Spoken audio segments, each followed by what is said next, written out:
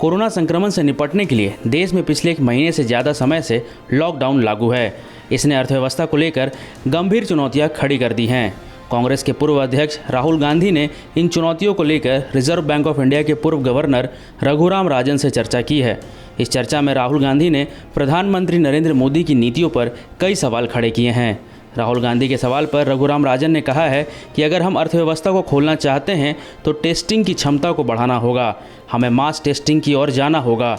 America की मिसाल लें, वहां एक दिन में 1.5 लाख तक टेस्ट हो रहे हैं, लेकिन वहां विशेषज्ञों, खासतौर से संक्रमित रोगों के विशेषज्ञों का मानना है कि इस क्षमता को 3 गुना करने की ज़रूरत है, यानी 5 लाख टेस्ट प्रतिदिन हो, तभी आप लॉकडाउन को खोलने के बारे में सोच सकते हैं। राहुल गांधी ने रघुराम राजन से सवाल पूछा कि सत्ता का केंद्रीकरण हो गया है, जिससे बातचीत लगभग बंद हो गई है। इस सवाल का जवाब देते हुए रघुराम राजन ने कहा कि बातचीत और संवाद से कई समस्याओं का समाधान निकलता है और केंद्रीकरण न सिर्फ स्थानीय सूचनाओं को सामने लेने के लिए ज़रूरी है, बल्कि लोगों को सशक्त बनाने के लिए भी अहम है। वहीं कोरोना वायरस पर सवाल करते हुए राहुल गांधी ने रघुराम राजन से पूछा कि कोरोना वायरस से नौकरियों पर क्या असर पड़ेगा। इस पर जवाब देते हुए रघुराम राजन ने कहा है कि आंकड़े बहुत ही चिंतित करने वाले हैं। उन्होंने कहा कि हमारे पास सभी वर्गों की मदद की क्षमता नहीं है, हम तुलनात्मक तौर पर गरीब देश हैं, लोगों के पास ज़्यादा बचत नहीं है।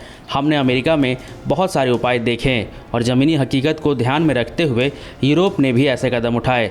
भारत सरकार के पास एकदम अलग हकीकत है जिसका वो सामना कर रही है। आपको हमारी रिपोर्ट कैसी लगी कमेंट बॉक्स में ज़रूर बताएं। लाइक और शेयर करना ना भूलें। इंडिया न्यूज़ वायरल की रिपोर्ट।